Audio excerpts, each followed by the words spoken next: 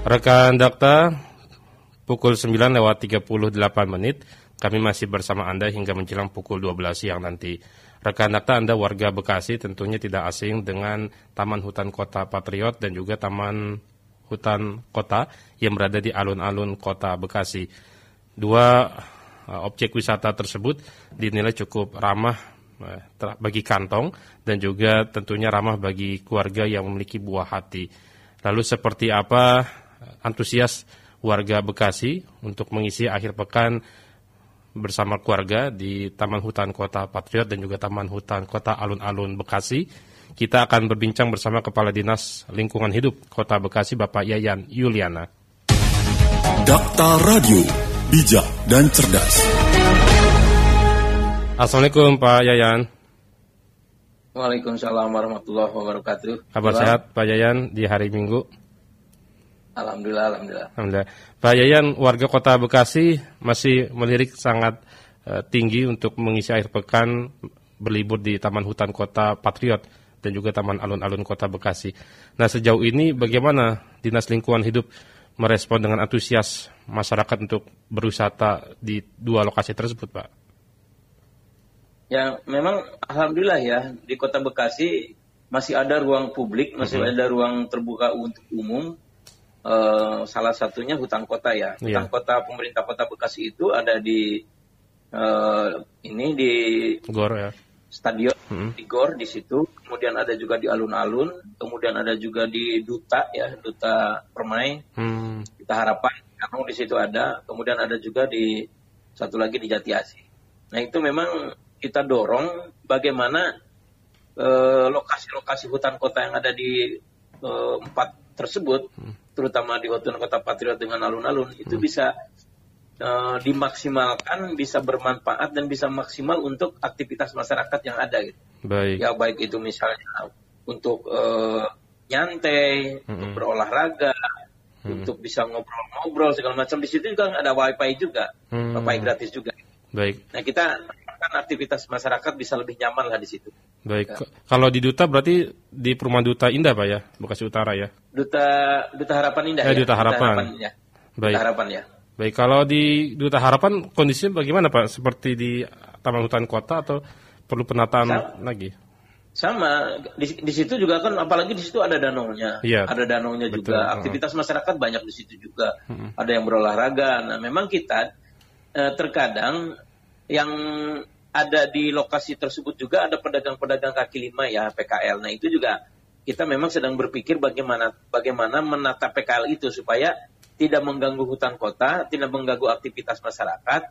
Mereka juga bisa berjualan, tetapi nyaman gitu, nyaman, tertib, teratur, itu yang ini. Karena itu menjadi tujuan masyarakat untuk beraktivitas di ketiga lokasi tersebut. Gitu. Nah, kita berharapkan bisa berjalan bersama-sama dan lebih teratur dan tertib lah gitu. Baik. Setelah penat mengisi waktu rutinitas selama sepekan, jadi mereka memang perlu ruang-ruang publik yang nyaman, yang masih ada pohon-pohon gitu, Pak Yayan ya.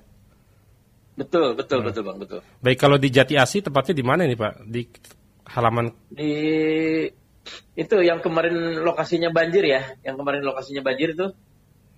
Di mana? Di situ itu ada satu lagi juga. Itu ada bahkan di situ ada lapangan tenis segala macam ada di situ. Baik, sejauh ini untuk pengembangan penataan seperti di alun-alun Bekasi dan Taman Hutan Kota, bagaimana sarana prasarana, Pak Yayan? Kalau di alun-alun ya saat ini memang sedang ada penataan alun-alunnya. Betul. Itu nanti saya kira bagus ya fasilitas di sana untuk kegiatan publik. Nah, mungkin nanti kegiatan pemerintah pun upacara-upacara bisa di situ.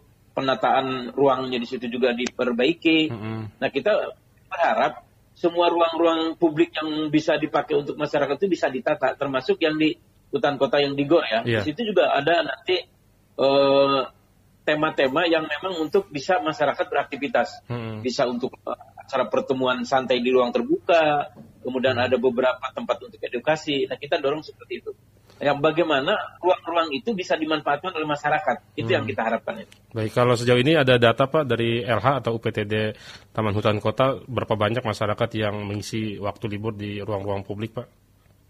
Kalau kita tidak menghitung satu persatu atau tidak menghitung berapa banyak pada per hari atau hari Sabtu atau Minggu ya, yang jelas dengan kasat mata aja bisa dilihat lah. Apalagi kalau alun-alun yang di alun-alun itu yang di masjid, itu kalau malam Minggu, malam Sabtu itu udah berjejer. Nah, justru kita ingin bagaimana masyarakat bisa beraktivitas, tapi di situ memang kita harus ekstra berpikir, terutama kami pemerintah.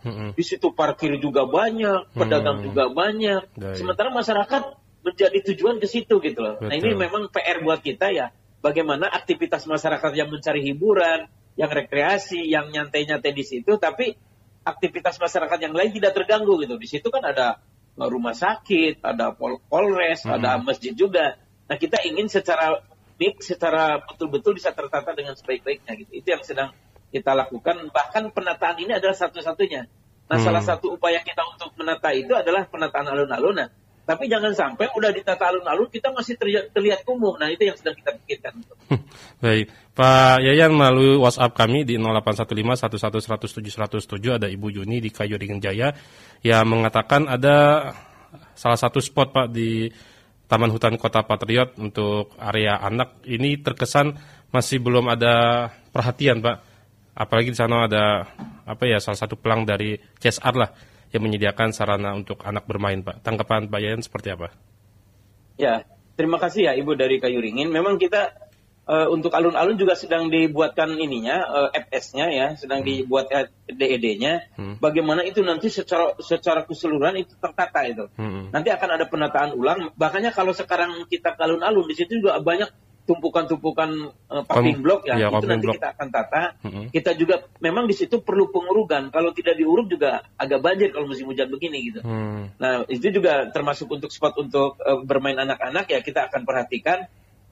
Yang jelas memang saat ini ada titik-titik tertentu yang memang perlu perbaikan yang serius dari kita, dari pemerintah. Baik. Pak Yayan, tadi Pak Yayan singgung ada paving block itu untuk mengurangi banjir, artinya nanti akan berdampak kepada ruang penyerapan air dong Pak Yayan?